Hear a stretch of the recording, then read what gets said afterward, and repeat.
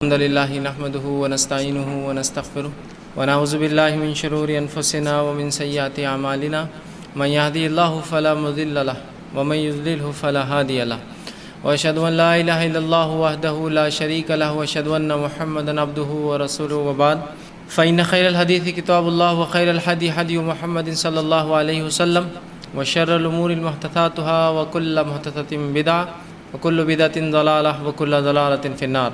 اعوذ باللہ من الشیطان الرجیم. الحمد للہ الذی ہدانا لہذا والصلاة والسلام علی خاتم النبیین والمرسلین. رب اشرح لی صدری ویسر لی امری واحلل عقدۃ من لسانی یفقہوا قولی. اما بعد. تمام تعریفیں اس اللہ عز و جل کے لیے لائق و زیبا ہے جو تمام جہانوں کا بنانے والا اور اسے پالنے والا ہے، اور درود و سلام اس کے آخری نبی محمد صلی اللہ علیہ وسلم پر. الحمدللہ ہم تمام یہاں اس ہفتے واری درس قرآن کے لیے جمع ہوئے ہیں انشاءاللہ العزیز. اس مختصر سے وقت میں آپ تمام کے سامنے جس طرح سے ہم نے پچھلے کچھ ہفتوں میں قرآن کی جو چھوٹی چھوٹی صورتیں یا وہ مخصوص آیتوں کی مجموعہ جو 2 4 5 آیتوں مشتمل ہوتے ہیں، جس میں اللہ رب العزت نے ایک بڑا اہم پیغام، ایک بڑا اہم میسج مسلمانوں کے لیے، انسانیت کے لیے دیا ہے، وہ دیکھ رہے ہیں. اسی کڑی میں پچھلے 2 ہفتوں میں ہم نے جو ہے سورۃ البقرہ کی آیت نمبر 1 سے لے کر 5 اس کا ترجمہ دیکھا، اس کی تفسیر دیکھی، متقین کی چند نشانیاں، ان کی علامتیں، ان کی پہچان، ان کی خصوصیتیں. آئیے اس کے بعد جو ہم پھر آخری جو ہے پارے کی طرف چلتے ہیں، اور مخصوص جو پچھلی آخری ہم صورتیں دیکھ رہے تھے اس میں پھر ایک صورت کا میں نے انتخاب کیا ہے آج آپ کے لیے انشاءاللہ. وہ صورت رکھوں گا جو کہ قرآن کی 104 نمبر کی صورت ہے، جسے سورہ ہمزہ یا لمزہ، بہرحال جو بھی ہے اس کے ایک سے زائد نام آتے ہیں، کہا جاتا ہے. اور بار بار یہ صورت ہم بہرحال سنتے بھی ہیں نمازوں میں، اور بہت سی بار اس صورت کو یاد بھی کرتے ہیں. بہت سے لوگ نمازوں میں دہراتے ہیں، نمازوں میں سنتے ہیں، اور یہ وہ صورتوں میں سے جو اکثر نمازوں میں پڑھی جاتی ہیں. لیکن کیا بات ہے کہ جب بہت سی بار قرآن کی باتیں ہمارے سامنے پڑھی تو جا رہی ہیں، لیکن ہمارا معاملہ وہی ہے کہ وہ قرآن ہم پڑھتے تو ہیں لیکن وہ حلق سے نیچے نہیں اترتا ہے. مطلب اس کی جو اصل کیفیت ہونا چاہیے کہ وہ دل میں اتر جائے انسان کی، اس کی زندگی میں تبدیلی لائے، وہ نہیں کر پاتا ہے. باقی سب ہو رہا ہے، ہم پڑھ رہے ہیں، 1000 بار پڑھ رہے ہیں. یہاں ایک صورت پڑھی، ایک آیت پڑھی، ایک چیز کے بارے میں اللہ نے رد کیا، اس کی برائی بیان کی، یہاں ہم وہ تو کر رہے ہیں، وہیں دوسرے پہل باہر نکلتے ہیں تو وہی عمل میں لگے ہوئے جو عمل کے بارے میں برائی بیان کی جا رہی تھی ابھی تھوڑی دیر پہلے. یا پھر انسان جو ہے سورہ فاتحہ تو پڑھ رہا ہے، ایاک نعبد و ایاک نستعین ہوتا ہے نا، بس اے اللہ ہم تیری عبادت کرتے ہیں، تجھی سے مدد طلب کرتے ہیں، تجھی سے مانگتے ہیں. ایاک نعبد، تیری عبادت کرتے ہیں اور تیری ہی عبادت کرتے ہیں اور صرف تیری عبادت کرتے ہیں، اور تجھی سے مدد طلب کرتے ہیں، استعانت، اور نستعین ہم تجھی سے مدد طلب کرتے، تجھی سے مانگتے ہیں. تو ادھر تو سورہ فاتحہ ایک انسان پڑھ رہا ہے، لیکن چونکہ معنی معلوم نہیں ہوتا، یہاں سورہ فاتحہ پڑھ کر نکل کر وہیں اللہ کے علاوہ غیر اللہ کے سامنے سر کا ٹیک رہا ہے. ادھر ابھی پڑھ رہا تھا وَإِيَّاكَ نَسْتَعِينُ، تجھی سے مانگتے ہیں. تو ایسا کیوں ہو رہا ہے کہ ہم پڑھ تو ایک چیز رہے اور اس کے مخالف عمل ہو رہا ہے، کہے تو ایک چیز رہے لیکن عمل اس کے مخالف ہو رہا ہے نا. جیسے کہ سورہ یاسین بہت مشہور معروف صورت ہے، لیکن اس کے تعلق سے جو ایک بات آتی ہے کہ یہ قرآن کا دل ہے، یہ روایت جھوٹی ہے، یاد رکھی، موضوع روایت ہے. بہرحال اس تعلق سے کوئی فضیلت اس طرح کی ثابت نہیں ہے اس صورت کی. بہرحال تو اس صورت کو جو مخصوص لوگ میت پہ پڑھتے ہیں، جو لوگ مر جاتے ہیں، یا مطلب جب انسان مر جاتا ہے تو یا تو اس کی لاش پر پڑھتے ہیں، یا پھر قبرستان جا کر تدفین کے بعد، یا کبھی قبرستان چلے گئے زیارت کو تو سورہ یاسین پڑھتے ہیں اس قبر والے پر، اس قبر بیچارہ جو مر چکا ہے. جبکہ سورۃ الیاسین ایک ایسی صورت ہے جس میں اللہ رب العزت نبی اکرم صلی اللہ علیہ وسلم فرماتا ہے، اے نبی اس صورت کے ذریعے لمن کان حیا، اپنے اطراف کے زندوں کو ڈراؤ. سورۃ الیاسین سے کس کو ڈراؤ؟ زندوں کو ڈراؤ. اور ہم کس کو ڈرا رہے ہیں اور سنا رہے ہیں؟ مطلب قرآن ایک حکم دے رہا ہے اور ہم اس کو پڑھ کر اسی کے بعد ایک مخالف عمل. یہ کہہ رہا لمن کان حیا، زندوں کے لیے، اور ہم اس کو پڑھ کے سنا رہے ہیں مردے کو. یہاں کہہ رہے ایاک نعبد و ایاک نستعین، تیری عبادت تجھی سے مدد طلب کرتے، اور یہاں اللہ کے علاوہ کسی کی عبادت اور اس سے مدد طلب کریں، تو ایسا مخالف ہو جاتا ہے. تو یہ بہت ضروری ہے کہ قرآن کو ہم نہ صرف تلاوت کی حد تک رکھیں بلکہ اس کو اپنے گلوں سے نیچے، مطلب اپنے دل تک اس کو لے جایا تک. یہ اصل چیز ہے.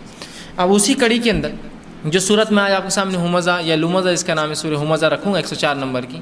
اس صورت میں اللہ رب العزت نے چند گناہ گنوائے، 1 یا 2 ہی گناہ اس کے اندر گنوائے، لیکن ان گناہوں کی شدت اللہ رب العزت کے پاس بہت زیادہ ہے، اس کی انٹینسٹی بہت ہائی ہے. مطلب یہ بہت برے گناہ اللہ کے پاس، لیکن ہم لوگ اس گناہ کو بہت معمولی سمجھتے ہیں. ایسا مطلب چلتا ہے یار، ہوتا ہے، سب کرتے ہیں، کیا اس میں بری بات ہے نا.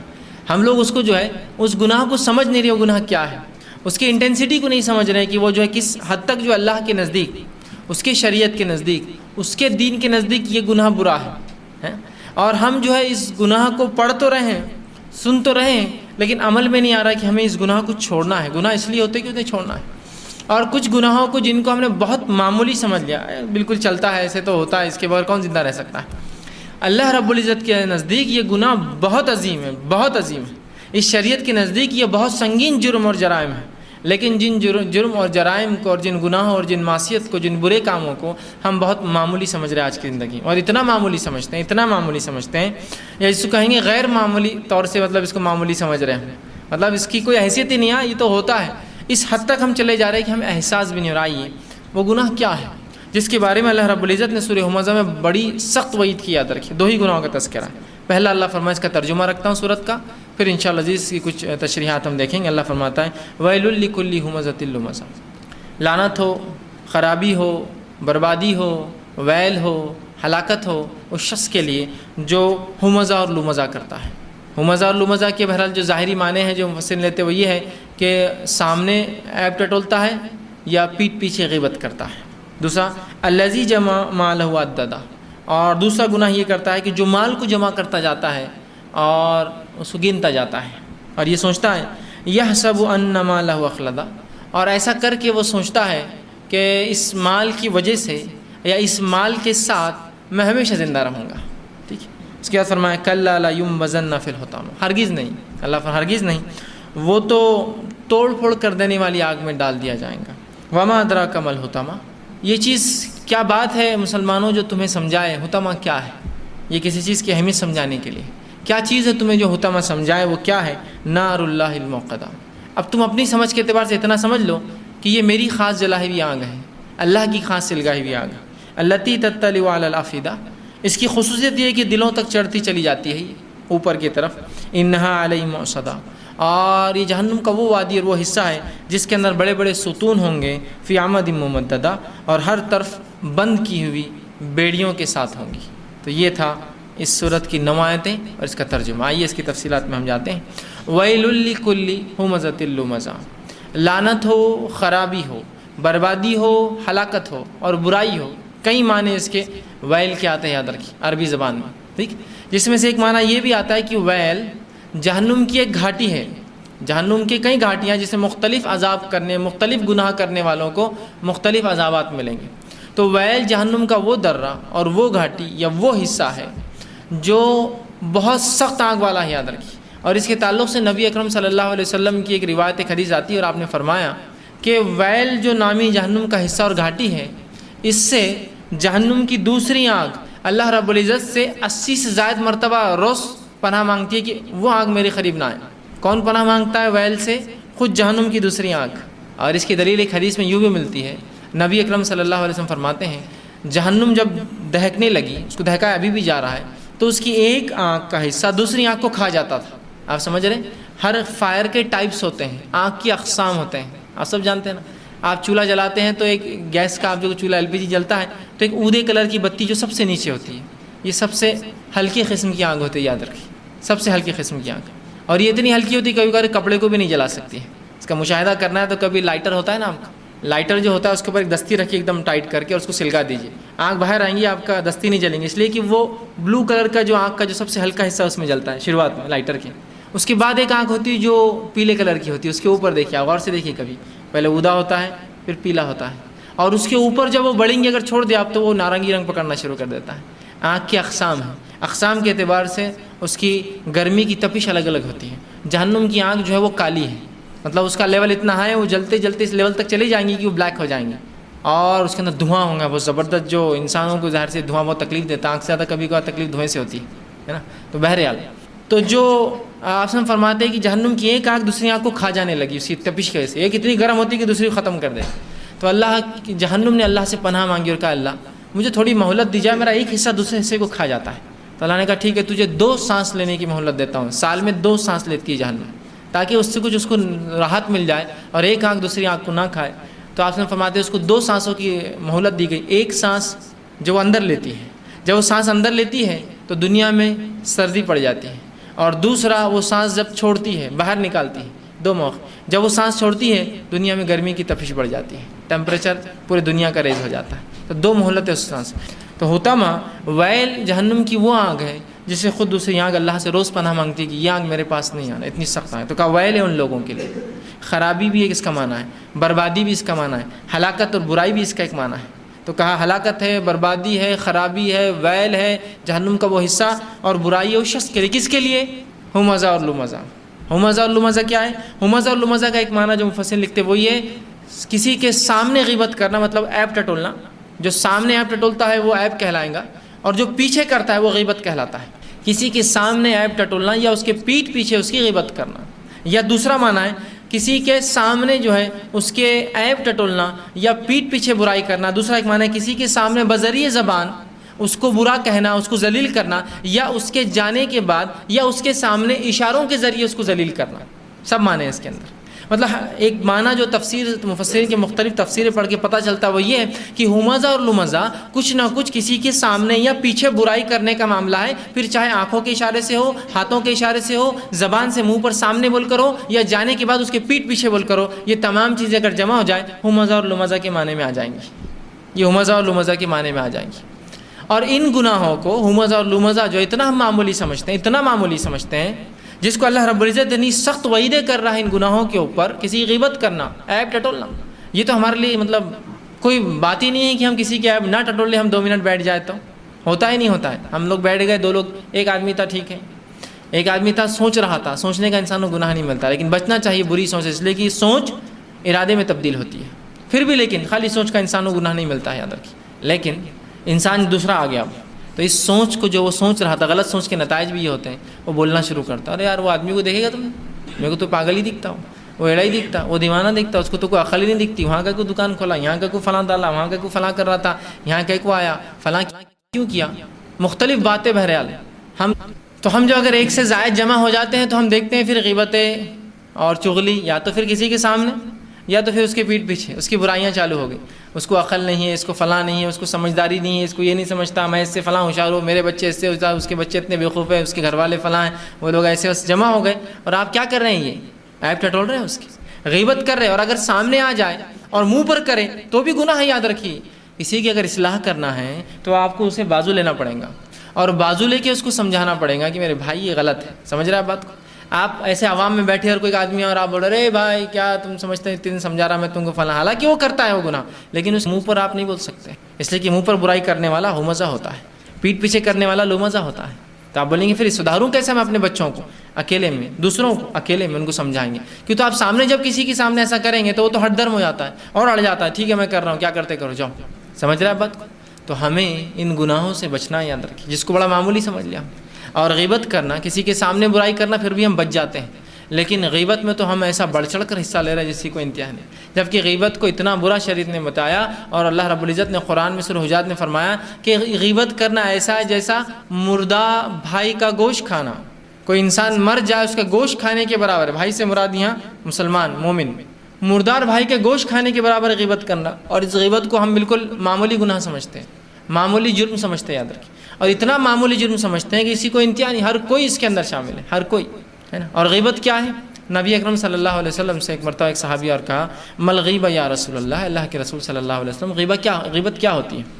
آپ نے فرمایا ذکر اخاک بما یکرہ, تیرے بھائی کا ایسا ذکر کر کہ اگر اس کے سامنے کرتا تو اسے برا لگتا, بما یکرہ, اسے برا لگتا, اسے کراہت آتی, یہ ہوا غیبت. تو اس صحابی نے پوچھا اللہ کے رسول صلی اللہ علیہ وسلم اس میں وہ چیز ہے, مطلب میں جو بات بیان کر رہا ہوں وہ ہے اس میں کوئی جھوٹ نہیں بول رہا ہوں. تو کہا اگر اس میں ہے اور تو پیٹھ پیچھے کہہ رہا ہے تو غیبت ہے, اگر نہیں ہے اور تو کہہ رہا ہے تو بہتان ہے. بہتان سمجھتے ہیں؟ عربی میں بہتان کا ہوتا ہے الزام, جھوٹا, ٹھیک ہے, ایلیگیشن جس کو بولیں گے, جھوٹے الزامات لگاتے ہیں کہ بھائی اس نے ایسا کیا ہوگا, ٹھیک ہے. تو یہ ہے.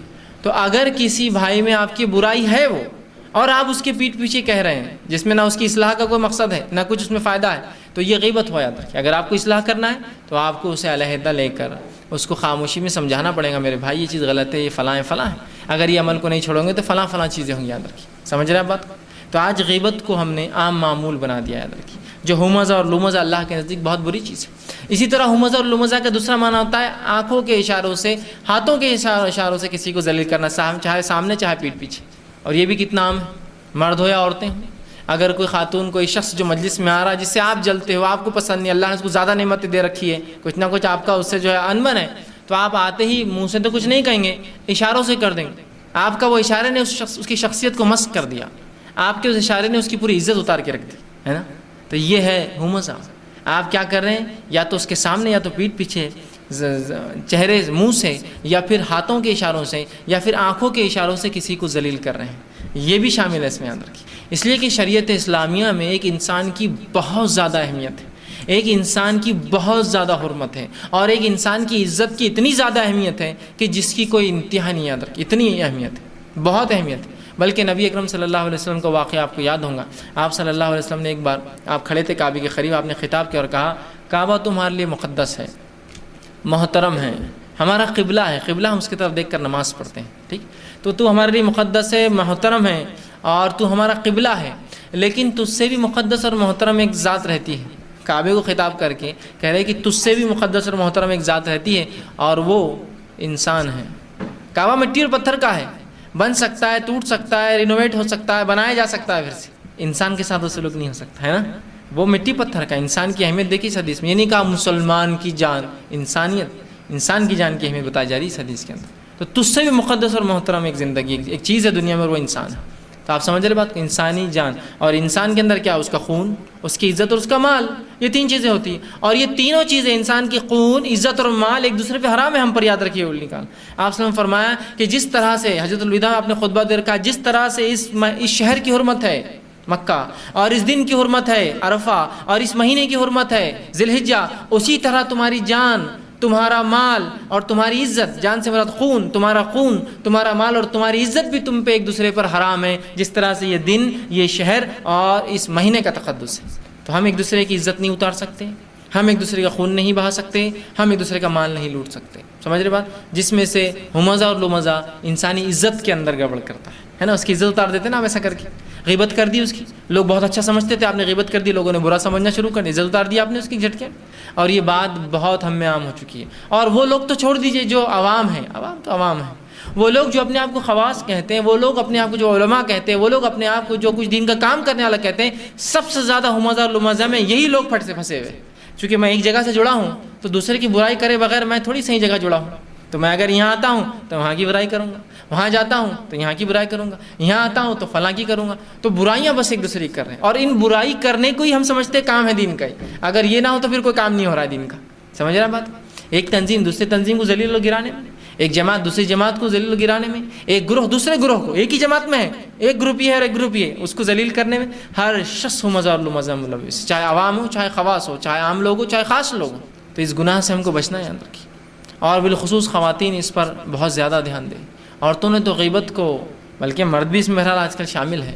اور غیبت کا معاملہ تو یہ ہے کہ غیبت ایک طرح سے میں ہمیشہ بولتا ہوں یہ چورن کا کام کرتی ہے مسلمانوں کے لیے. ہوتا ہے نا کچھ لوگوں کو قبض کی بیماری ہوتی ہے، ان کا پیٹ صاف نہیں، اس وقت چورن نہیں کھائے، تو یہ غیبتوں کو چورن بنا لیا. جب تک غیبت نہیں کریں گے وہ کچھ کھانا ہضم ہونے والا نہیں شام کا. تو جیسے ہی کھانا وانا کھایا، فریش ہو کے نکلے چوراہے پر، کیا کرنے؟ کوئی دین و دعوت کی تبلیغ کا کام نہیں، کوئی لوگوں کی اصلاح نہیں کرنا ہے، کوئی یہ نہیں کہ حلال اور تجارتوں کی کیا کیا اقسام ہے کیسے بڑھاؤں. نکل کر اب بیٹھیں گے، بھائی آؤ. ایک آدمی آگے، اکیلا تھا تو بور ہو رہا تھا، دوسرا آگے، ہاں کیا چل رہا بھائی، تمہارے پڑوسی کا کیا معاملہ ہے؟ تم بتا رہے تھے نا ان کی بچی فلاں فلاں کام کری، بھاگ گئی کہ چلو ماشاءاللہ بہت اچھا بھاگ گئی. تو بولتا رہے تم بھی تو اس دن سنا رہے تھے تمہارا پڑوسی تمہاری بیوی کو بہت دھوتا اس کی، ہاں آج دھویا کیا اس نے رات میں؟ ارے آج تو بہت دھویا اس نے، برتن سب توڑ دیا اس کے اوپر. اچھا بہت اچھا ہوا. حالانکہ وہ بیچارے دو لوگ کون ہیں ان کو نہیں پتا، لیکن آپ کیا کر رہے ہیں دونوں مل کر؟ غیبت. تھرڈ آدمی کو باتیں کر رہے ہیں، وہ فلاں کر رہا ہے، یہ غیبت ہے. آپ جمع ہوئی، اچھے مقصد کے تحت جمع ہوئی، میں بتا نکل جائیے. ابو ذر غفاری رضی اللہ عنہ، ان کا ایک واقعہ آتا ہے کہ ایک مرتبہ عمر ابن خطاب رضی اللہ عنہ کے دور میں یہ مسجد نبوی میں تھوڑا اکیلے بیٹھے تھے، اکیلے. تو عمر ابن خطاب رضی اللہ عنہ نے کہا کہ اے ابو ذر ہمارے ساتھ آؤ، ہمارے ساتھ بیٹھو. تو کہا اگر تم ہو تمہاری مجلس سے تو آ جاتا ہوں، ورنہ نبی اکرم صلی اللہ علیہ وسلم میں نے کہتے سنا تھا کہ برے لوگوں کی صحبت اور بات چیت سے اچھا ہے خاموشی اختیار کرنا. تو اس لیے میں اکیلا بیٹھتا ہوں اور خاموشی اختیار کرتا ہوں. ٹھیک. اور ابو ذر غفاری رضی اللہ عنہ، ان کی بہرحال زندگی کے حالات میں نے اس سے پہلے رکھے تھے۔ زہد کی بہرحال یہ ایک مثال ہے، یاد رکھیے۔ اور خود رسول اللہ صلی اللہ علیہ وسلم فرمایا کہ اگر زہد کسی کو دیکھنا تو ابو ذر کو دیکھے۔ زہد سے مطلب دنیا سے بیزارگی والی زندگی، بہت غربت کی زندگی گزاری پوری زندگی، جب سے ایمان لائے اس کے بعد سے لے کر انتقال تک غربت کی زندگی گزاری، بہت غربت کی زندگی۔ زہد مطلب مل سکتی دنیا، لے سکتے تھے لیکن پھر بھی نہیں لی، اسی کو کہتے ہیں زہد، کہ انسان حاصل کر سکتا ہے مال و دولت، اچھے اچھے کپڑے پہن سکتا ہے، اچھی اچھی گاڑیاں لے سکتا ہے، سب ہے، اس کے بعد وہ کہے کہ یہ مال میرا کہیں اور لگنا چاہیے۔ اللہ کی راہ میں ہے، غریبوں کا معاملہ ہے، مسکین ہے، محتاج ہے، مسافر، کتنے کام ہیں، تو میں یہ نہیں کہتا۔ زہد اس کو کہتے ہیں۔ زہد یہ نہیں کہ کچھ نہیں ہے تو میں غربت ہے تو بس خاموش رہو، صبر کر رہا ہوں، یہ تو مجبوری ہے آپ کی، کرنا ہی ہے۔ زہد یہ ہے کہ جب آپ کے پاس سب کچھ ہے اس کے بعد بھی آپ دنیا سے بیزارگی اختیار کیجیے، لیکن اس کا ہرگز یہ مطلب نہیں کہ اچھا لباس لینا بری بات ہے، میں لے سکتا ہوں لیکن میں اپنی چوائس سے نہیں لے رہا ہوں تاکہ یہ پیسہ کہیں اور اچھے کام میں لگے، سمجھے؟ تو کہا اگر زہد دیکھنا ہے تو ابو ذر کو دیکھو، یہ زہد اور تقوی میں، ٹھیک؟ تو آپ خاموش تھے اس لیے کہ آپ صلی اللہ علیہ وسلم کی بات کو آپ نے بہت اچھے سمجھا تھا۔ اگر میں ایسی محفل مجلس میں جاؤں گا جہاں لوگ غیبتیں کرتے ہیں اور میں بھی اس میں جا کر بیٹھوں گا تو ظاہر سی بات ہو سکتا ہے مجھ سے برائی ہو، تو خاموشی اچھی بھی چیز ہے نا۔ پھر تو آپ خاموش بیٹھتے ہیں۔ عمر بن خطاب ہمارے پاس آؤ تو کہا اگر تمہاری مجلس سے تو آتا ہوں، ورنہ آپ کے احکام کو میں نے سنا تھا بری مجلس سے اچھا خاموشی اختیار، اس لیے میں خاموش بیٹھا ہوں، بری بات کرنے سے اچھا خاموش رہو، ہے نا؟ تو ہمیں بھی یہ کرنا ہے، بری بات سے اچھا کیا کرنا ہے؟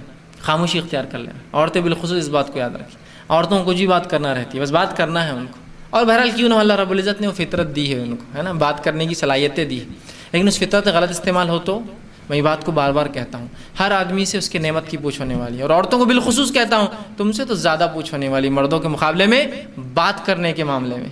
کیوں؟ اس لیے کہ آج کی جدید سائنس بھی یہ کہتی ہے کہ اللہ رب العزت نے عورتوں کو بات کرنے کی صلاحیت مردوں سے زیادہ دی ہے، اور انسانی جو دماغ ہوتا ہے اس کے دو حصے ہوتے ہیں، لیفٹ اور رائٹ، اس کو لوبس میں جو ہے تقسیم کیا جاتا ہے، لیفٹ حصہ اور رائٹ حصہ۔ جو بیچ کا تالو بولتے ہیں نا ہم زبان میں، تالو کا جو بیچ کا حصہ ہوتا ہے، تو اس کے دونوں حصے جو لیفٹ اور رائٹ میں ہیں عورتوں کی مدد کرتے ہیں ان کو بات کرنے میں، اور ایک وقت ایک عورت کے ذہن میں 7,000 سے زیادہ لفظ آ سکتے ہیں، سائنس کہتی ہے۔ اور مردوں میں یہ ہوتا ہے کہ صرف ایک حصہ بات کرنے میں مدد کرتا ہے اور ایک حصہ ڈیڈ رہتا ہے ان کا، اور صرف اس وقت وہ اس کو اسٹیمولس، اس میں جو ہے کچھ حرکت ہوتی ہے جب کوئی خاص ماحول آ جاتا ہے جس ماحول میں اس کو فیصلہ لینا ہوتا ہے، فیصلہ کن ماحول، تو تب وہ حصہ اس کا ایکٹیویٹ ہوتا ہے، اور اس کو کہتے ہیں اسپیشل تھنکنگ لوب، جب ہی وہ ایکٹیویٹ ہوتا ہے اور سوچتا ہے کیا کرنا ہے۔ تو اس نعمت کا ہماری خواتین کہاں استعمال کرتی ہے؟ غیبت، چغلی، بہتان بازی، بری باتیں، جھوٹ اور بحث، کچھ بھی بات کرنا ہے التو فالتو بالکل۔ یہ اچھا اسی خاتونوں کا ہے کہ بھائی کوئی دینی اجتماع میں کچھ بولو، نہیں میرے کو نہیں جمتا ہوں، اسی کو بولی آئیے تھوڑی غیبتیں کیجیے نا پڑوسی، غیبتیں اب دیکھو اب تم کو روکنا پڑے گا میرے کو، جو شروع ہو گئے کہ بولنا ہوتا آپا بابا بس آپا بہت ہوگی نا، چھوڑ دو اس کی اتنی عزت تو رہنے دو باقی ہمارے پاس، نہیں اب تو پوری اتار کے چھوڑو۔ اور وہیں بھائی کوئی اب اتنے لوگ جمع ہیں، کچھ ایک سورہ فاتحہ ہی پڑھ کے سنا دیجیے، نہیں سب شرم آ رہی ہے، اچھا لگ ہے نا۔ تو آپ کے پاس نعمت اللہ نے زیادہ دی ہے ادھر کی، یہ نعمت دی ہے آپ کو، بولنے کی صلاحیت دی، صلاحیت کا صحیح استعمال کیجیے۔ میں نہیں کہہ رہا ہوں مردوں سے پوچھنی، مردوں سے بھی ہوں گی، لیکن جس کو جو صلاحیت زیادہ ملی ہے کیا اس سے وہ صلاحیت کی پوچھ نہیں ہوں گی؟ ہم دونوں نے اپنی نعمتوں کو ضائع کیا ہے نا، غیبتوں میں نعمتوں کو ضائع کرتے اپنے بولنے کی صلاحیت، اور بولنے کی صلاحیت اتنی اہم صلاحیت ہے کہ اللہ رب العزت نے اس صلاحیت کو، اس فطرت کو، اس خصوصیت کو قرآن میں ظاہر کیا رکھا، الرحمن علم القرآن خلق الانسان علمہ البیان۔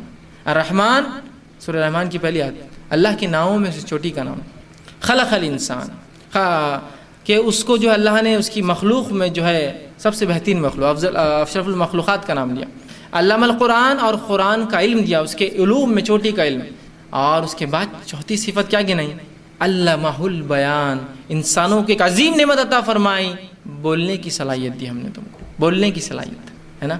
تو بولنا یہ اللہ رب العزت کی بہت بڑی نعمت ہے، اور جتنی بڑی نعمت ہے اتنی بڑی پوچھ۔ تو اس نعمت کا کہاں استعمال کرے؟ چغلی، غیبت، بہتان بازی، لوگوں کو تکلیف پہنچانا، آنکھوں کے اشارے ذلیل، ہاتھوں کے اشارے ذلیل کرنا، آگے منہ پر بولنا، پیٹھ پیچھے بولنا، یہ سب باتیں ہم میں عام ہو چکی ہیں، اور خواتین تو اتنا بڑھ چڑھ کر حصہ لیتی جیسا اس کا ایکسٹرا ثواب ملے گا ان کو اس چیز کا، اور مرد بھی بھرا لگے غیبتوں کے۔ بہت احتیاط کیجیے، بہت احتیاط کیجیے کہ کبھی میرے ہاتھ سے، میری زبان سے، میری کسی حرکت سے کسی کو تکلیف نہ پہنچے۔ تو کہا ویل لکل ہمزۃ لمزہ، لعنت ہو، خرابی ہو، بربادی ہو، ہلاکت ہو، برائی ہو ہر اس شخص کے لیے جو ہمزہ اور لمزہ کرتا ہے۔ عیب ٹٹولتا ہے، غیبت کرتا ہے، منہ پہ کرتا ہے، پیٹھ پیچھے کرتا ہے. اور فرمایا الذی جمع مالہ وعددہ. اور دوسری برائی کیا کرتا ہے؟ مال کو جمع کر کر کے گنتا چلا جاتا ہے، مال کو جمع کر کے گنتا ہے. دوسری برائی یہ ہے کہ مال کو صحیح جگہ نہیں خرچ کرتا ہے. دوسری برائی بیان کی جا رہی ہے، مال کو صحیح جگہ نہیں خرچ کرتا ہے. اب دیکھیے اللہ رب العزت دوسری آیت کی طرف اللہ فرما رہا ہے الذی جمع مالہ وعددہ، کہ وہ مال کو جمع کرتا ہے اور گنتا جاتا ہے. دوسری برائی مال کو جمع کرنا اور گننا، مطلب مال کا صحیح استعمال نہیں کرتا ہے، اس کو زکوٰۃ صدقات اور جہاں جہاں حکم ہے وہاں خرچ نہیں کرتا ہے، اور جمع کر کر کے رکھتا ہے. اور کیا سوچتا ہے؟ یحسب ان مالہ اخلدا، اور سوچتا ہے کہ ایسا کرنے سے، یہ مال جمع کرنے سے وہ ہمیشہ زندہ رہیں گا، ہمیشہ کی اچھی زندگی پائیں گا مال جمع کرنے سے، یا یہ مال کی وجہ سے یا اس مال کے ساتھ وہ زندگی بھر اچھے سے رہیں گا. یہ سوچتا ہے انسان، ہے نا. اور واقعی میں انسان ایسی سوچتا ہے نا، اگر مال ہو تو سب کچھ ہے، مال ہے تو اچھی زندگی ہے، مال ہے تو فلاں ہے، اور مال سے وہ سب کچھ کر سکتا ہے، کسی کی عزت اتار سکتا ہے، کسی کو تکلیف پہنچا سکتا ہے، فلاں ہے. تو اس کا ایک گمان ہے اس مال کی وجہ سے میں ہمیشہ رہوں گا. تو کیا کرتا ہے؟ الذی جمع مالہ وعددہ، جمع کرتا ہے اور گنتا جاتا ہے. دیکھیے مال جمع کرنا شریعت میں حرام نہیں ہے، شریعت نے برا نہیں، لیکن جس مال کی زکوٰۃ نہ دی جائے، جو مال سے جو حکم احکامات ہے وہ پورے نہ کیے جائے، اور وہ مال کو صرف جمع کر کے رکھا جائے. یہاں زکوٰۃ کا موقع ہے، سال گزر گیا، نہیں دیں گے نا، ایک ساتھ دے دیں گے، بعد میں دیں گے، آرام سے دیں گے. لوگ محتاج ہے، بھوکے ہیں، تنگ دست ہے، معذور ہے، پریشان ہے، بیمار ہے، ان کو ضرورت ہے، نہیں ان کو دے دیں گے تو میں غریب ہو جاؤں گا نا، کیسا دے سکتا ہوں ان کو میں، تو میں جمع کر کر کے رکھ رہا ہوں اور گنتا جا رہا ہوں. بہت سی بار لوگ ایک مثال دیتے ہیں. ہم چھوٹے تھے تو ایک دوسرے کو بچے ہی بولتے تھے پیسے کو زیادہ نہیں گننا، کم ہو جاتے ہیں. شاید یہ مثال اس اعتبار سے درست ہے کہ جب انسان پیسے کو صحیح جگہ نہ خرچ کرے اور صرف جمع کر کر کے رکھے تو اللہ برکت نہیں دے کر اس کو کم کر دیتا ہے، کم ہو جاتے ہیں. اس لیے کہ آدمی صرف جمع کرتا ہے، کہیں خرچ نہیں کر رہا، کھا رہے نہیں، پی رہے نہیں، کسی کو دے رہے، اس لیے کہ صرف پیسے جمع کرنا ہے بولے ابھی اتنے دن تک. ہوتا ہے نا، بچہ غلے میں ڈالتا ہے پھر گنتا ہے، گننے سے کم ہو، وہ کم اس اعتبار سے شاید کہ وہ اللہ کے نام میں خرچ نہیں کرتا ہے، تو اس کو سکھایا جاتا ہے کم ہو جائیں گے بیٹا، خرچ بھی کرو اس کو، ہے نا. تو جمع کرتا ہے، تو جمع کرنا حرام نہیں شریعت میں، لیکن جمع کر کے صحیح استعمال نہ کرنا وہ بہت بری بات ہے، یاد رکھیے. اور ایسے کتنے زندگی میں ایسے واقعات اور حالات آ رہے ہیں، ہم لوگوں کو دیکھ رہے ہیں کہ مسکین، محتاج، یتیم ہے، یسیر ہے، اور بیماریاں تو بہرحال کیا کچھ نہیں آج دنیا کے اندر، تنگ دستیاں بہرحال ہر کسی کی ہے، قرض کے تلے لوگ دبے ہیں، بوجھ کے تلے، لیکن کوئی آگے بڑھ کر کسی کو مال دینے کو تیار نہیں. اس لیے کہ ہم ایک سود خور ماحول میں رہتے ہیں جہاں جمع کرنا اصل ہے، خرچ کرنے کی کوئی فضیلت اور فائدہ نہیں ہے نا. جمع کرے تو کیا ہوتا ہے، مطلب ہم تو ایک ایسے لوگوں میں اور ایسی قوموں کے اطراف رہتے ہیں کہ جہاں ہوتا یہ کہ اگر ایک بھائی دوسرے بھائی سے یہ کہے کہ 1000 روپے بھیج دینا بھائی ہمیں کو، تو بولتا 1000 روپے بھیج دیا، کل سے 1 ٹکا لگنے والا ہے اس میں، آج فری ہے تیرے لیے 1000 روپے. ایک بھائی دوسرے بھائی کو بولتا ہے. اس ماحول میں جیتے ہم. اور جب وہ لیتا ہے تیسرے دن چوتھے دن تو وہ 1040 روپے واپس لیتا ہے، اگر 5ویں دن تو 1050 روپے لیتا ہے، 1 ٹکا روز. سمجھ رہا بات؟ اس سود بھرے ماحول میں جہاں جمع کرنا اصل ہے، وہاں ہمیں کہاں انفاق، خرچ کرنے کی بات کہاں سمجھ میں آئیں گی، کہاں سمجھ میں آئیں گی خرچ کیسے کرنا ہے نا. خرچ کیجئے پیسے کو، وہ جمع کر کے رکھنا، اس کی زکوٰۃ نہیں نکالنا، نفلی صدقات نہیں کرنا، اور جہاں جہاں شریعت نے آپ کو حکم دیا ہے وہاں خرچ نہیں کرنا. یہ بہت بڑی پکڑ کا باعث ہو سکتا ہے، اتنی بڑی کہ جس کی وجہ سے اللہ رب العزت آگے اس کا عذاب بیان کر رہا ہے کیا ملنے والا ہے. تو پہلا گناہ ہو مزہ اور لو مزہ. دوسرا گناہ مال جمع کرنا، خرچ نہ کرنا، اور یہ سوچنا کہ یہ مال وجہ بنے گا دنیا میں ہمیشہ کی زندگی کی، یہ مال کی وجہ سے میں زندگی ہمیشہ اچھے سے گزار سکتا ہوں، میری زندگی لمبی ہو سکتی ہے اور میں ہمیشہ اچھی زندگی جیوں گا. اور یہ تصورات آج سے نہیں، انسانی فطرت میں راسخ ہے، یہ چیز اندر اس کی شامل ہے کہ مال سے محبت. اور اللہ رب العزت نے اس بات کو قرآن میں بیان کیا، زُيِّنَ لِلنَّاسِ حُبُّ الشَّهَوَاتِ مِنَ النِّسَاءِ. اللہ نے اس بات کو انسانی فطرت میں ڈال دیا، حب الشہوات من النساء، اس کی فطرت میں ہے عورت کی طرف مائل ہونا. اس لیے نکاح کو پھر فرض اور جلدی قرار دیا نا، اس لیے کہ فطرت کا تقاضا ہے عورت کی طرف مائل ہونا. حب الشہوات من النساء والقناطیر، اور جو ہے اچھے برانڈڈ ہارسز، مطلب گھوڑے کا لفظ ہے، آج گاڑیاں لیجیے، اس کی فطرت میں ہے نا، ہر آدمی گاڑی کو دیکھ کے میرے پاس بھی یہ ہونا. اس زمانے میں لوگ گھوڑوں کو دیکھ کے کرتے تھے، یہ نسل کا گھوڑا ہونا. والقناطیر والمقنطر والذهب والفضة، اور سونا اور چاندی، مال و دولت کی جو ہے محبت اس کے ہمارے فطرت میں. یاد رکھیے شریعت اس فطرت کو ختم نہیں کرتی، اس فطرت کو لگام لگاتی ہے کہ کنٹرول کے ساتھ جمع، کنٹرول کے ساتھ خرچ، کنٹرول کے ساتھ فلاں، ہے نا. تو فطرت میں ہمارے مال جمع کرنا، لیکن اس فطرت کو کنٹرول دینا ہے، زکوٰۃ خرچ کر کے، صدقات دے کر، نفلی صدقات دے کر. زکوٰۃ تو فرض عبادت، نفلی صدقات دے کر اس نفس پہ کنٹرول لانا ہے مجھے اور آپ کو. یاد رکھیے، سمجھ رہے ہیں آپ بات کو. اور زیادہ سے زیادہ اللہ کے راہ میں خرچ کرنے کی ہمیں کوشش کرنا ہے۔ اور آج کے اس دور میں جہاں سود خوری عام ہو چکی ہے، یہ ضروری ہے کہ مسلمان انفاق کی مثالیں پیش کرے، اس لیے کہ لوگ سود کی وجہ سے پیسہ جمع کر کے رکھتے ہیں، اور شریعت کہتی ہے پیسے کو نکالو اور خرچ کرو، اور اس کے کئی فائدے، اس کے اتنے انگنت فائدے ہیں کہ بتانا بھی مشکل ہے کہ جمع کرنے کے نقصانات اور خرچ کرنے کے کیا فائدے ہوتے ہیں۔ اور وہ صحابہ کی زندگیاں اور اس کے تابعین تبع تابعین کی کئی نسلیں جو گزری، صدیوں تک میں انسانیت نے ایک ایسا دور دورہ دیکھا پیسے اور مال و دولت کا کہ اس سے پہلے کبھی انسانیت نے ایسا دور دورہ پیسے کا نہیں دیکھا تھا۔ اتنا پیسہ تھا اور ہر کسی کے پاس پیسہ تھا، غربت نہیں تھی یاد رکھی کہیں۔ غریب بولے تو یہ ہو سکتا ہے یہ کم پیسہ ہو، لیکن غریب نہیں تھا، کوئی بھوکا نہیں تھا اور مر نہیں رہے تھے لوگ، جس طرح آج ہوتے ہیں کچھ لوگ مر رہے ہیں غربت سے، تو کچھ لوگ پیسے کی وجہ سے مر جا رہے ہیں، یہ بول سکتا ہوں ہارٹ اٹیک آ جا رہا ہے ان کو، اتنا پیسہ بچاؤں کیسا ہو کر، ہے نا۔ تو ایک افراط و تفریط کے ہم شکار ہیں، چونکہ ہم سود خوری کی اس میں دلدل میں ہیں۔ شریعت کہتی ہے خرچ کرو، خرچ کرنے کا ایک مزاج بناؤ، کم از کم مسلمان تو یہ مزاج بنائے خرچ کرنے کا۔ اور خرچ کرنے کے کیا فائدے ہوتے ہیں مجھے آپ کو بتانے کی ضرورت نہیں، یاد رکھی، اس کے کیا نتائج ہوتے ہیں زبردست، یہ بھی مجھے سمجھانے کی ضرورت نہیں۔ لیکن کچھ لوگوں نے جو یہ فطرت جو شیطان ان میں بڑھا دیتا ہے کہ جمع کرو، یہ تمہارا کمایا ہوا ہے، کہاں خرچ کر رہے ہو، پاگل ہو گئے ہو کیا خرچ کرنے، بیوی بچے نہیں ہے تم کو، ان کی شادیاں نہیں کرنا ہے تم کو، فلاں نہیں کرنا ہے، پڑھانا نہیں ہے، مت خرچ کرو۔ آج بولتا ہاں نہیں، اور ہوتا بھی ہے نا سب سے، آپ جیب میں ہاتھ ڈالتے ہیں کہ یار کچھ اللہ کے راہ میں خرچ کرو، اور اللہ کے راہ میں خرچ بولے صرف مسجد نہیں آنا آپ کے ذہن میں، تو اللہ کے راہ میں خرچ بولے تو مسجد دکھتی ہے آپ کو سامنے۔ اللہ کی راہ میں خرچ کے اتنے مواقع ہے کہ کوئی مسجد ایک موقع ہے، اس میں سے ایک چیز ہے، سمجھ رہے ہیں بات کو؟ ورنہ جب بھی خرچ کی بات ہے تو ہاں مسجد میں تو میں دے رہا، امام صاحب کو 50 روپے تنخواہ تو برابر مہینے کی میری چل جاتی، یہ نہیں میں کہنا چاہ رہا ہوں۔ اللہ کے راہ میں خرچ سے مراد وہ کہ تمام وہ جگہ جہاں اللہ نے اور اس کے رسول نے خرچ کرنے کا حکم دیا وہاں خرچ کرے آپ، وہ اللہ کے راہ میں خرچ، مسکینوں کے لیے، محتاجوں کے لیے، مسافر کے لیے۔ آپ اگر قرآن کا مطالعہ کریں، حدیث میں تو بڑی فضیلت آتی مسجد تعمیر کرنے والوں کی، کہ جو من بنا للہ مسجدن بنا اللہ بیتن فی الجنہ، جو اللہ کے لیے مسجد تعمیر کرے اللہ جنت میں اس کے لیے گھر تعمیر، یہ تو ہے۔ قرآن میں آپ مسجد تعمیر کرنے کی فضیلت نہیں پائیں گے، وہاں خرچ کرنے کی فضیلت نہیں ملیں گی آپ کو۔ قرآن میں جب بھی خرچ کرنے کی بات آئیں گے نا تو لیں گا کہ للفقراء والمساکین وابن السبیل، یہ الفاظ آئیں گی۔ اور پھر اپنے جو جب بھی آئیں گا خرچ کرنے کا معاملہ تو آئیں گا کہ اقربین کا لفظ آئیں گا کہ خرابت داروں پہ خرچ کرو اور فقیروں پہ خرچ کرو، مسکینوں پہ خرچ کرو، بار بار یہ الفاظ آئیں گے، ہے نا۔ تو میں اس لیے کہہ رہا ہوں کہ مسجد بھی ایک جگہ ہے، لیکن صرف یہ ایک جگہ نہیں ہے، ایسے کئی مقامات ہیں جہاں ہم کو خرچ کرنے کے بارے میں توفیق اور سوچ بھی نہیں ہو رہی آج مسلمانوں کو، معلوم ہے؟ اتنی جگہ ہے جہاں خرچ کرنا، اور جو بنیاد بنتی ہے لوگوں کے شریعت سے پھرنے کی، شریعت کے خلاف بات کرنے کی، شریعت سے انحراف کرنے کی، مرتد ہونے کی وجہ بنتی ہے، معلوم آپ کو؟ یہ تو ہماری سوچ ہی نہیں نا، مسجد تو بنا دی ہم نے، ارے مسجد تو بنا دی لیکن لنگے لوگ ہیں اس بستی کے اندر، وہ کپڑے زیادہ پہلے وہ محتاج ہے، اس کے بعد میں اللہ کا گھر، تو آپ مسجد تو بنا دی، عالی شان مسجد ہے، نماز پڑھنے والا پھٹے ہوئے کپڑوں میں آتا ہے، بھوکا بیٹھا ہے، اور آپ نے مسجد بنا دی کروڑ روپے کی، سمجھ رہے؟ آنے والا پیٹ بھرا تو ہو اس کے اندر، تو اس مسجد کا فائدہ ہوگا اس کو۔ تو یہ بات بہت سمجھنے کی آج شدید ضرورت ہے، ورنہ آج تنظیمیں اور آرگنائزیشنز چھوٹی چھوٹی لوگوں کو اسلام سے انحراف کرنے میں بڑا اچھا کام کریں۔ میں نہیں کہتا ہوں کہ ہر بار وہ جانبداری سے یا جس کو کہیں گے بائس مائنڈ سے کرتی ہے، وہ اپنا کام کر رہے ہیں کہ انسانوں کی مدد، ان کو کوئی پرواہ نہیں ہے اس سے کس کو کیا افیکٹ ہوتا ہے، لیکن اب اندازہ لگائیے ایک مسلمان ہے جو غریب ہے، محتاج ہے، مسکین ہے، معذور ہے، کہاں جائے وہ؟ کس سے اپیل کرے اس کی محتاجی کی؟ کس سے کرے بتائیے؟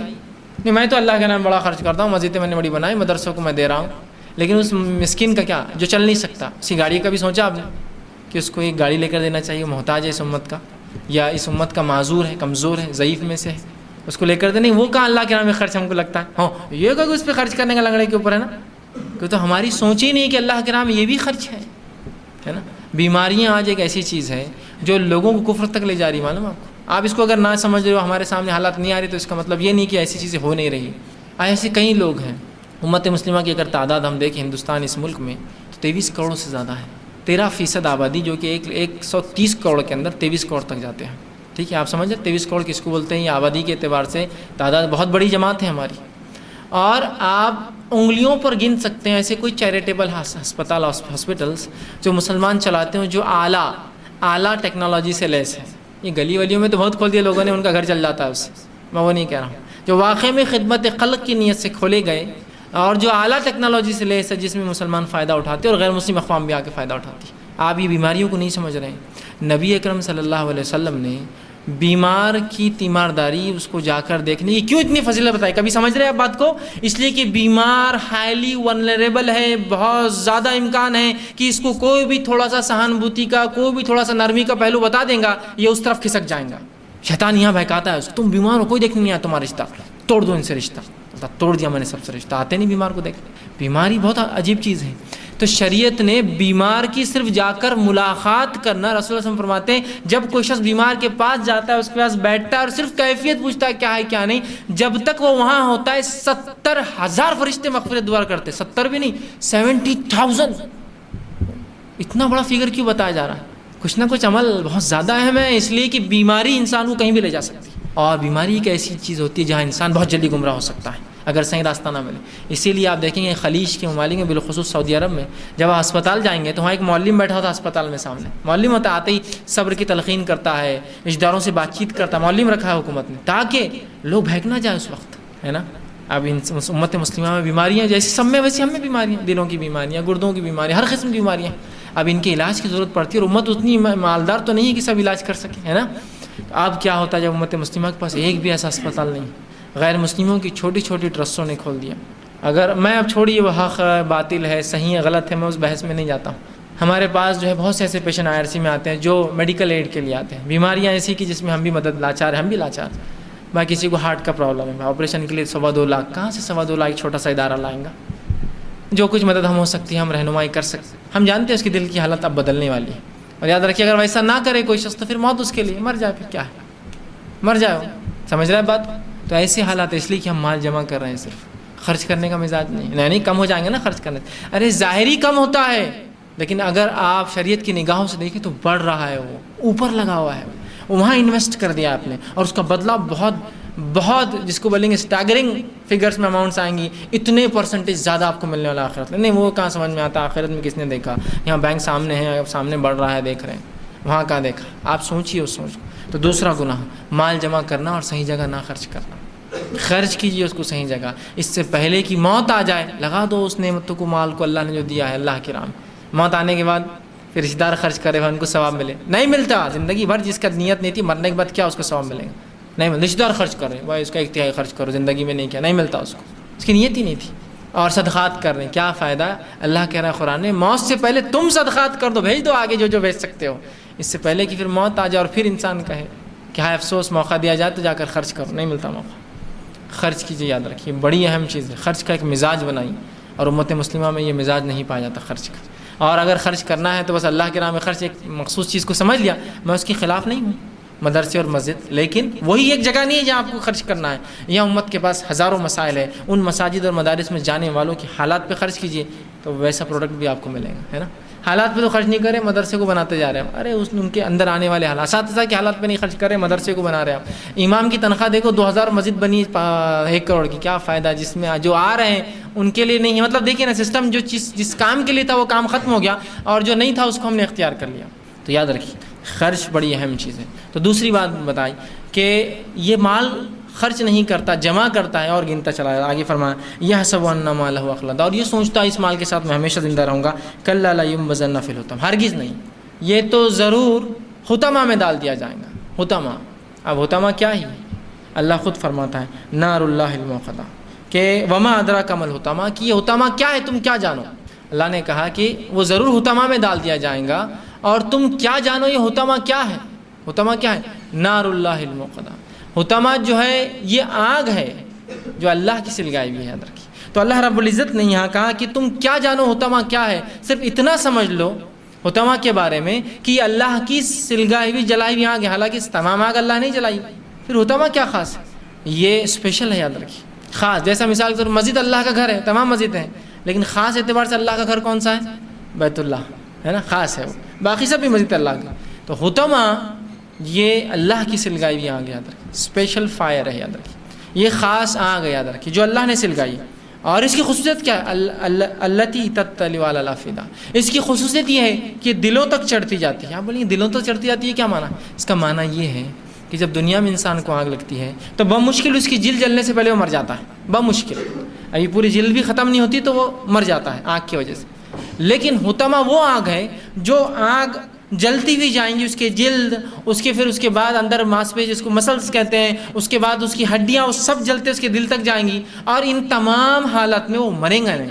یہ اس کی خصوصیت ہے، یہ اس کی اسپیشلٹی ہے، یہ اس کی سنگینی ہے، یہ اس کی سختی ہے۔ اور یہ کس کے لیے؟ ہمارے لیے تو معمولی جرم تھا یہ، تو تھوڑا بہت تو غیبت کر لیتے، تھوڑا بہت تو بولتے ہیں، دنیا میں اس کے بعد کیسا جئیں گے ہم؟ اللہ کے نزدیک نہیں ہے، اس لیے کہ آپ نے کسی مومن کی عزت اتاری ہے، اللہ کے نزدیک اس کا بڑا مقام ہے۔ عزت کسی مومن کی نہیں، کسی انسان کی بھی نہیں اتار سکتے، اس کا بھی حق نہیں آپ کو۔ سمجھ رہے ہیں بات کو؟ اس کو آپ سمجھیے، اس کو ہم سمجھ نہیں پاتے۔ بہت سے لوگ ہوتے ہیں مسلمانوں کی عزت کرتے ہیں، اچھی بات ہے، ہمیں انسانیت کی عزت کا جو ہے سبق اسلام دیتا ہے، صرف مسلمانوں کی نہیں، انسانیت کی عزت کرنا، ان کی تعظیم کرنا ہے، اس لیے کہ اللہ رب العزت نے ان کو عزت دی، اور سورہ بنی اسرائیل نے فرمایا وَلَقَدْ كَرَّمْنَا بنی آدم، اللہ نے بنی آدم کو اکرام دیا، اس کو عزت دی۔ یہ نہیں کہا وَلَقَدْ كَرَّمْنَا مسلمین، یہ مسلمانوں کو، یا وَلَقَدْ كَرَّمْنَا وہ لوگ جو ایمان لائے، ہم نے کہا، اللہ فرماتا وَلَقَدْ كَرَّمْنَا بنی آدم، ہم نے آدم کی اولاد کو اکرام نوازا، اس کو عزت بخشی، اس کو شرف دیا۔ حالاتیں بدل سکتی ہے، انسان کی ویلیو نہیں بدلتی یاد رکھیے، حالاتیں بدل سکتی ہیں۔ 100 کا نوٹ ایک دم کڑک ہو، بینک سے نیا نکلا ہو، تو بھی اس کی ویلیو کتنی ہے؟ 100۔ اگر اس کو ڈبل فولڈ کر کے جیب میں رکھ لوں تو اس کی ویلیو کتنی ہے؟ 100۔ اس کو 4 فولڈ کر کے رکھوں تو اس کی ویلیو کتنی؟ 100۔ اس کو 8 فولڈ کر کے رکھوں تو اس کی ویلیو کتنی؟ 100۔ اس کو اگر میں ہاتھ میں دبا دوں، کرش کروں تو کتنی ویلیو ہے؟ دبی بھی نوٹ ہے بالکل خراب، تو بھی 100۔ اگر اس کو دبا کے پھینک کر پیر میں کچھ لوں تو بھی اس کی اٹھانے کا ویلیو کتنی ہے کھولنے کے بعد؟ 100۔ اس پر اگر کوئی تھوک بھی دے تو اس کی بعد بھی ویلیو 100 ہے، وہ نالی میں بھی گر جائے، نکالی جائے، دھوئی جائے تو پھر اس کی ویلیو ہے 100۔ تو انسانوں کی حالات بدل سکتے ہیں مختلف، ان کی ویلیو نہیں بدلنے والی اللہ کے نزدیک۔ حالات بدلیں گے، غریب ہے، امیر ہے، لنگڑا ہے، معذور ہے، محتاج ہے، مرد ہے، عورت ہے، کالا ہے، گورا ہے، امریکی ہے، افریقی ہے، ویلیو نہیں بدلیں گی، سب انسان ہے، رسپیکٹفل ہے، عزت دینا ہے ان کو سمجھ رہے بات؟ تو اللہ رب العزت جو یہاں کہہ رہا ہے کہ ان لوگوں کو جو 2 گناہوں کو معمولی سمجھ رہے تھے، ہم کیا کرنے والے ہیں؟ ان معمولی سمجھے جانے والے گناہ کرنے والوں کو ہم حطامہ دیں گے، اور اس کی خصوصیت کیا ہے؟ اللہ کی سلگائی ہوئی آگ ہے، اور کیا ہے؟ التی تطلع علی الافئدہ، اس کی خصوصیت یہ ہے کہ وہ دلوں تک چڑھتی چلی جائیں گی، مطلب انسان مرے گا نہیں۔ دنیا کی آگ میں انسان جلتا ہے، فوراً مر جاتا ہے، یہاں جب جلیں گا اس کو موت نہیں آنے والی، بس وہ جلتے ہوئے، اور وہ دیکھیں گا اس کا دل جل رہا، دلوں تک جلتی چلے جائیں گی اس کی۔ انھا علیہم مؤصدہ، اور صرف ایسا نہیں ہے بلکہ اس کے اندر بڑے بڑے ستون ہوں گے، ستون، اور آگے فرما فی عمد ممددہ، اور نہ صرف ستون ہوں گے، وہ ہر طرف سے بند ہوں گی، اور عمدہ کا ایک معنی مفسرین لیا ہے، اس میں زنجیریں ہوں گی۔ اس کا کیا معنی ہو؟ زنجیریں ہوں گی، ستون ہوں گی، بند ہوں گی۔ آپ بھی جانتے اور میں بھی جانتا ہوں، جب کسی کو آگ لگتی ہے تو آگ لگنے والا کیا کرتا ہے؟ بھاگتا ہے، سب سے پہلے حرکت دیتا ہے ہاتھوں کو، یا جہاں آگ لگی ہے نا، اس سے کیا ہوتا ہے؟ اس کو ہوا لگنے سے ٹھنڈک اور اس کے ذہن کو راحت ملتی ہے، اس لیے کہ اس کا مائنڈ کہیں اور ڈائیورٹ کرتا ہے بھاگنے کی وجہ سے، سمجھ رہا ہے بات کو؟ تو وہ اپنی شدت کو کم کرتا ہے۔ تو حطامہ میں جو آگ ہے بند کی ہوئی، بھاگنے کا چانس نہیں۔ آپ دیکھ رہے ہیں اللہ نے کتنی سختی، اگر بھاگنے کا موقع ملتا تو کچھ نہ کچھ ریلیکسیشن مل جاتا تھا، بھاگ نہیں سکتا، بند ہے۔ دوسرا ستون ہے، بڑے بڑے کھمبے ہیں، اور تیسرا ان کھمبوں سے جو ہے وہ ہوں گی، ایسے جو ہے زنجیریں ہوں گی جو انسان کے پیر کو لگی ہوئی ہوں گی۔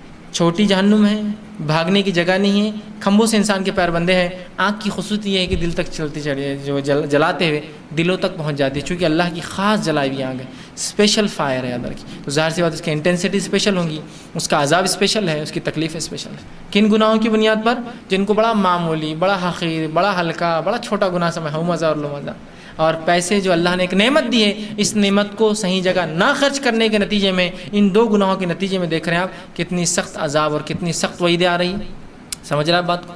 تو ہمیں چاہیے ہم کسی گناہ کو معمولی نہ سمجھیں، یہ تو معمولی گناہ کسی بھی حال میں تھے بھی نہیں، یاد رکھیں، ہم نے سمجھا، چونکہ کیا ہوتا ہے جب انسان گناہوں کو دیکھتا ہے اور گناہوں میں رہتا ہے تو اس کو بڑے گناہ بھی چھوٹے نظر آتے ہیں نا، اور وہ اپنے گناہوں کو دوسرے گناہ گار سے کمپیئر کر کے بولتا میں تو اس سے اچھا ہوں نا۔ آج کا ماحول ایسی ہے، اگر کوئی کہے ارے آپ کی گھر کی عورتیں پردہ نہیں کرتی، تو کیا اتنے بڑے عالم کی گھر کی عورتیں پردہ نہیں کرتی تو میں کہاں؟ مطلب کسی کے گناہ سے اپنے آپ کو کمپیئر کر کے آپ گناہ کا جواز نکالتے ہیں، ارے بھائی سود سے بچو، اتنے بڑے عالم سود کھا رہے، میں کہاں؟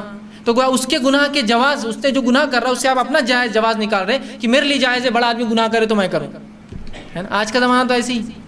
تو اس دور کے اندر آپ کو غیبت مت کہاں، وہ دیکھو نا اتنی غیبتیں کرتے، میں تو کچھ بھی نہیں ہے، میں تو تھوڑی بہت کر لیتا ہوں۔ تو ہم نے گناہوں کا جواز نکال لیا اس دور کے اندر، نہ صرف جواز نکال لیا، چلتا ہے والا مزاج ہے، چلتا ہے کوئی بات نہیں، ہے نا، چلتا ہے کر لیے تو، اور اتنے نہیں لینسی، اتنا اس میں نرمی اختیار کی کہ ہر جرم کو آسان کر دیا، ہر جرم کو آسان کر دیا، ہر جرم کو آسان کر دیا، ہے نا، اور اتنا آسان کر دیا کہ بڑے گناہوں کو وہ شدت نہیں جو چھوٹے گناہوں پہ. کبھی کبھار یہ بھی ہوتا ہے شیطان ایک کام کو بڑا بتا کے دوسرے کام کو چھوٹا بتا کے کیا کرتا ہے آپ کو اس میں لگا دیتا ہے. ایک واقعہ سناتا ہوں. محمد بن عبد الوہاب نجدی رحمۃ اللہ علیہ جو مشہور معروف جو ہے ایک ریوائولسٹ تھے, مجدد تھے. تو ان کا ایک واقعہ, ایک بار اپنے تلاميذ اسٹوڈنٹس کے پاس بیٹھے تھے اور کہا کہ میں آپ کو آج توحید کے بارے میں کچھ بتاؤں گا. تو کہا استاد کتنے دن سے توحید, آپ کب سے سکھا تھے توحید کا سبق, اور اسی پہ بات چل رہی ہے ہماری, آج کچھ نیا. تو کہا اچھا ٹھیک ہے چلو آج میں تم کو ایک کہانی سناؤں گا, اسٹوری. کہا ٹھیک ہے سنائیے. تو کہا ایک جو ہے بستی تھی, وہاں کے لوگ سورج کی عبادت کرتے تھے, سورج پرست تھے. تو سب تلاميذ اسٹوڈنٹ بڑا اچھا سورج کی عبادت. اور وہاں اس بستی میں ایک گھر تھا, اس میں ایک لڑکا تھا. اس لڑکے نے اپنی ماں کے ساتھ زنا کیا. سب نے کہا استغفر اللہ, کیا خطرناک جرم ہے, کیسا کیا اس نے, اپنی ماں کے ساتھ زنا کیا. سب اسٹوڈنٹ بولنے لگے. تو پھر اس کے بعد محمد بن عبداللہ نے کہا اسٹوری ختم, اب پھر توحید کا سبق. تو کہا یہ تو بہت تھوڑا سا ہوا. کہا کہ میں نے جب تم کو کہانی سنائی اور میں نے کہا کہ ایک قوم تھی جو سورج کی عبادت کرتی تھی, تم میں سے ایک نے بھی استغفر اللہ نہیں پڑھا. جب میں نے کہا ماں کے ساتھ زنا کیا تو سب استغفر اللہ, کیا بڑا جرم تھا. تو گویا آج بھی شیطان نے تمہارے ذہنوں میں جو ہے شرک کو چھوٹا گناہ رکھا ہے, لہٰذا پھر توحید کا سبق پڑھنا پڑے گا. پھر توحید زنا پہ تو سب نے استغفر اللہ بولے, کسی نے یہ نہیں بولا شرک, اوہ شرک سبحان اللہ استغفر اللہ شرک کرتے ہیں, کسی نے نہیں کہا, لیکن زنا پہ سب نے کہا. تو ویسے ہی آج مسلمانوں کو شرک جیسا گناہ نہیں سمجھتا چھوٹا, تو ایسا شیطان کرتا ہے کبھی کبھار کہ چھوٹی چیزوں کی طرف لگا کے بڑی چیزوں میں مغالطہ ڈال دیتا ہے. تو میں یہ کر رہا ہوں نا تو یہ نہیں کرے تو چلتا, میں اتنے صدقہ کرتا ہوں تو غیبت کر لیا تو چلتا, میں فلاں کر لیا تو یہ چیز جائز ہے پھر میرے لیے, ہے نا. میں نے اتنی بڑی مسجد بنا دی تو لہٰذا ایک دو خون تو کر ہی سکتا ہوں نا, اس لیے اللہ اتنا تو معاف کریں گا, اتنی نیکیاں کر کے جا رہا ہوں دنیا سے. تو اس طرح سے موازنہ کرتے, گناہ گاروں کو دیکھ کر اپنے گناہ کا جواز نکالتے ہیں, ہم سے بڑوں کو دیکھ کر اپنے گناہوں کے جواز نکالتے ہیں. شریر اس کی اجازت نہیں دیتی. اور چلتا ہے والا مزاج ہے, چلتا ہے گناہ ہے کوئی مسئلہ نہیں. اور گناہوں کو جب ہم نے چھوٹا سمجھنا شروع کر دیا تو کوئی گناہ ایسا نہ بچا پھر ہم نے کیا اور اس پہ ہم کو رنجش ہوئی, کچھ نہیں بچا, گناہ چلتے رہتا. تو یاد رکھیے یہ ہو مزہ اور لو مزہ, یہ غیبت کرنا, عیب ٹٹولنا کسی کے سامنے یا اس کے پیٹھ پیچھے, زبان سے, آنکھوں کے اشاروں سے, ہاتھوں کے اشاروں سے, یا مال کو جمع کرنا اور جہاں اس کا خرچ کرنے کا خرچ نہ کرنا, یہ دونوں اللہ کے نزدیک بڑے سنگین جرم ہیں اور ہمیں ان سے بچنا چاہیے. اور اگر اللہ نے ہمیں صلاحیت دی بات چیت کی تو اچھے کا استعمال کرے, برے کاموں سے اپنی زبان کو روکے, اور مال والی جو اگر نعمت دی ہے صحیح جگہ خرچ کرے, اس لیے کہ دنیا میں بھی اس کی پوچھ ہے اور آخرت میں بڑی سخت پکڑے مال کے تعلق سے, یاد رکھیے. اور یہ مال بہت سی بار وجہ بنتا ہے مالداروں کا نہ خرچ کرنا, جو کہ اللہ کی نعمت ہے, غریبوں کا, دوسرے لوگوں کا بہت سارے گناہ اور جرائم میں جانے کی. اور یہ مال کا جمع اور ہول کرنے کے جو مزاج ہم نے امت نے بنا لیا, یہ مزاج بہت سی بار امت کے خود غربت میں اور پستی میں رہنے کی ایک وجہ ہے, یاد رکھیں. تو ہمیں چاہیے کہ اس مزاج سے ہم نکلیں اور ان باتوں کو ہم سمجھیں, اور قرآنی ان باتوں کو, ان گناہوں کو جس کو ہم آج معمولی سمجھ رہے ہیں, اللہ کے نزدیک بڑے سنگین جرم ہے, اس سے بچنے کی کوشش کریں. میں اسی پر اپنی بات ختم کر اللہ رب العزت سے دعا ہے کہ اللہ سبحانہ تعالیٰ جو کچھ کہا سنا گیا اس پہ عمل کرنے کی توفیق عطا فرمائے. ہم تمام کے لیے اپنی کتاب کا پڑھنا, سمجھنا, اس پہ عمل کرنا آسان کرے, جب تک زندہ رکھے اسلام اور ایمان پر زندہ رکھے, جب بھی ہمارا خاتمہ ہو ایمان پر ہمارا خاتمہ ہو. وآخر دعوانا ان الحمد للہ رب العالمین. سبحان ربک رب العزت عما یصفون وسلام علی المرسلین والحمد للہ رب العالمین. جو لوگ نئے ہیں وہ اعلانات سن لیں کہ یہ درس قرآن ہر جو ہے اتوار 10:30 سے 11:30 ہوتا ہے. اس میں مرد اور خواتین دونوں کا نظم ہے. آپ سے گزارش ہے آپ خود بھی آیا کریں, اپنے گھر کی خواتین کو بھی لانے کی بہرحال اس میں کوشش کریں. عورتوں سے بھی گزارش ہے وہ دوسری عورتوں کو بھی لائیں تاکہ وہ بھی کچھ جو ہے دینی اسی ایک بہانے سے درس کے جو ہے دینی کچھ معلومات حاصل کریں. دوسرا ہے کہ سنڈے اسلامک اسکول کی ابتدا ماشاءاللہ اس اتوار آج ہو چکی ہے, اسکول آج چالو ہو چکا ہے. بہت سے پیرنٹ جنہوں نے پچھلے سال بچوں کو ڈالا تھا, یہ سال شاید خبر نہ پہنچی یا نیوز نہ پہنچی ہو, تو بہرحال ابھی ایڈمیشن اور 4 اتوار چالو رہیں گے. تو آپ سے گزارش ہے کہ اپنے بچوں کو سنڈے اسلامک اسکول, یہ صرف اسکول ہوتا ہے جو صرف اتوار کے دن چلتا ہے, سنڈے کے دن 10 بجے سے 1 بجے تک, تاکہ ہمارے بچوں میں ایک دینی شعور آئے. یقیناً مکمل تعلیم دینا مشکل ہے, ایک دن ہوتا ہے 3 گھنٹے کا ہوتا ہے, لیکن کچھ نہ کچھ ایک دینی شعور ان میں پیدا ہو, ایک دینی لگاؤ پیدا ہو, تاکہ پھر اپنی زندگی میں وہ جڑ جائے. ورنہ آج جو فتنوں کا ماحول ہے, جو برائی جس انداز سے پھیل رہی ہے, افسوس مسلمان اچھائی کو اتنے اچھے انداز سے نہیں پھیلا رہے. تو جو لوگ پیرنٹس ہیں اگر ایڈمیشن نہ لیا ہو تو ضرور